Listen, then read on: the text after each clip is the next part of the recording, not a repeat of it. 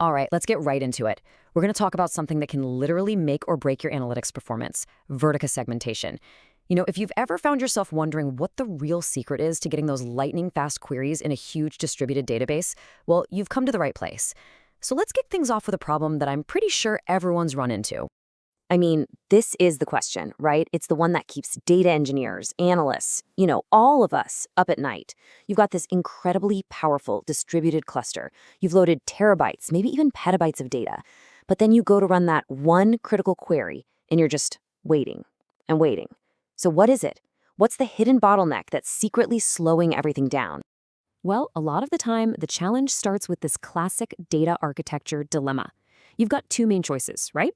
On one side, you have the star schema. It's clean, it's organized, but oh boy, joining those huge tables across a network, that's where you get your bottlenecks. Then on the other side, you've got the flat table. Super simple queries, no joins needed. But the price you pay is insane data redundancy, which means your data volume explodes and your scans take forever. And this tension, this is exactly the problem that Vertica's segmentation strategy was built to solve. Okay, so here's what we're going to cover today. We'll kick off with Vertica's distribution strategy. Then we'll hit the golden rule of speed. Super important. We'll clear up the whole segmentation versus partitioning thing. We'll see how this works with the cloud and high availability. Then we'll talk about avoiding data skew. And finally, we'll wrap up with the big takeaway. All right, let's dive into Section 1, Vertica's distribution strategy. And to make this all make sense, we're going to use an analogy. I want you to think of this whole thing like you're planning a massive, citywide scavenger hunt. So first, let's get the official definition out of the way. What is segmentation? At its core, it's just Vertica's physical plan for spreading your data across all the different computers, the nodes, in your cluster. And the goal is really simple. You want every single node working on its own little piece of the problem at the exact same time. That right there is the whole idea behind massively parallel processing, or MPP. Okay, so let's get back to our scavenger hunt. Your cluster, that's the whole city. And each individual node, that's a park within the city. Segmentation, then, is the master plan.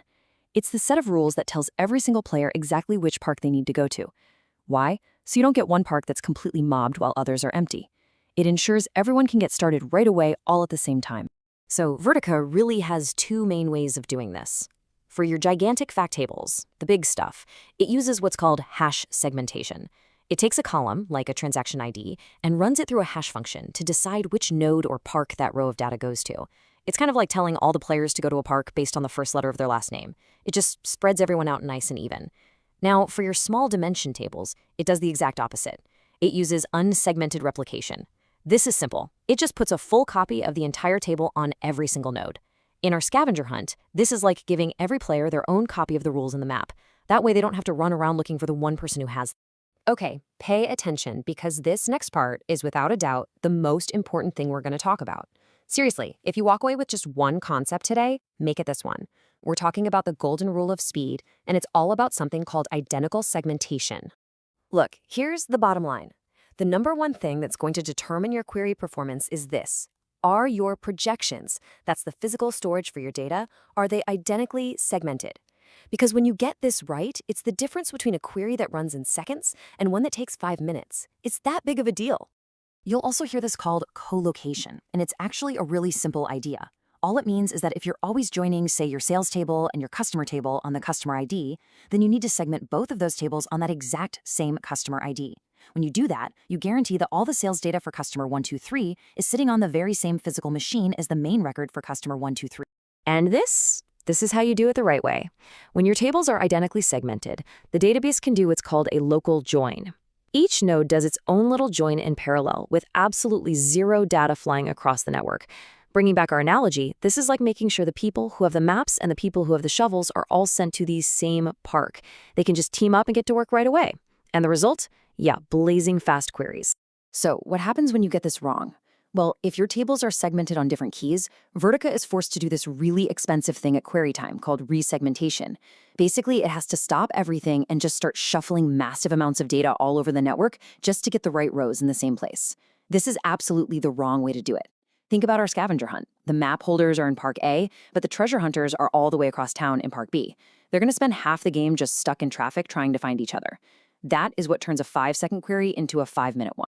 Okay, moving on. Let's tackle something that trips a lot of people up: segmentation versus partitioning. They sound kind of similar, but trust me, they do completely different things. And here's the whole story in a nutshell. Segmentation has one job: spreading data across all the different nodes for distributed computing. It's all about speed. Partitioning, on the other hand, is about organizing data within a single node. You usually do this by date, and it's great for things like data lifecycle management or for something called data pruning, which is just a fancy way of saying the query can skip reading data it doesn't need. Yeah, this visual nails it. The best way to think about it is as a two-step process. Step 1, Vertica looks at the segmentation rule, that hash function we talked about, to pick which node the data should live on.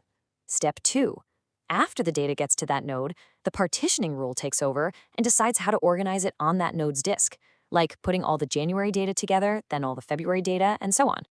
Okay, so this whole segmentation thing isn't just about raw speed. It's also fundamental to how Vertica handles reliability and, really interestingly, how it adapts to modern cloud architecture.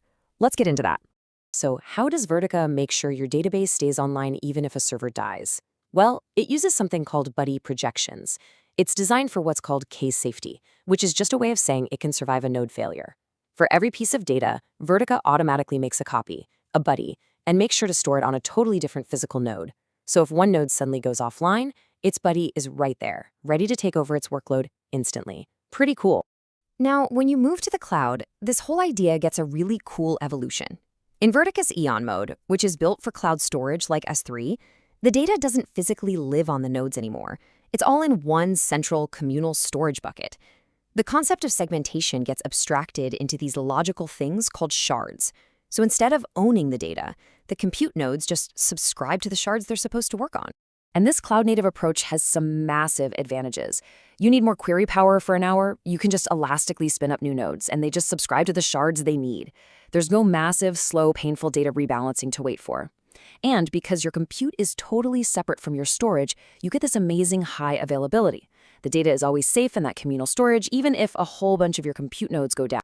All right, let's talk about a really critical best practice, a potential trap you have to watch out for. It's called data skew. I mean, you've gone to all this trouble to spread your data out, but what happens if that distribution isn't, even? So data skew is exactly what it sounds like. It's when one of your nodes ends up with way more data than all the others, and that one node becomes a huge bottleneck for the whole system. The good news is it's pretty easy to check for this using Vertica's own system tables. But really, the best defense is a good offense. The key is to pick your segmentation keys wisely. You always want to use high cardinality columns. What does that mean? Just think primary keys, unique IDs, anything where the values are mostly unique. That's what gives the hash function the best shot at spreading the data out perfectly evenly. Okay, we have covered a ton of ground here. So let's wrap it all up with our final takeaway and really hammer home why all of this matters so much. I mean, this quote right here just says it all, doesn't it? If tables are not identically segmented, Vertica must reshuffle, which can slow queries from seconds to minutes. Think about that. We're not talking about a tiny 10% improvement here. The difference between getting this right and getting it wrong is the difference between a query that feels instantaneous and one that has you going to make a fresh pot of coffee while you wait. It is an absolute game changer. So let's end on this one final thought. In this era of the cloud, with all its layers of abstraction and what feels like infinite resources, it's so easy to start thinking that the physical layout of data just doesn't matter anymore.